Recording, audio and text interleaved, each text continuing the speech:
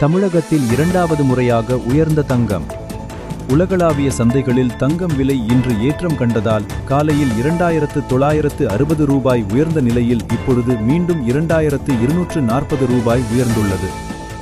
நேற்றைய விலையான 14960 ரூபாயிலிருந்து கிராமுக்கு 650 ரூபாய் கூடி இன்று 15610 ரூபாயாக உயர்ந்துள்ளது.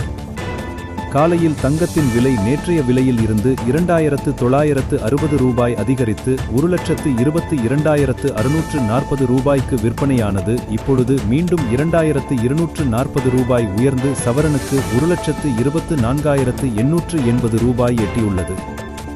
நேற்று இது 1,19,680 ரூபாயாக இருந்த நிலையில் இன்று 5,200 ரூபாய் அதிகரித்து விற்கப்படுகிறது.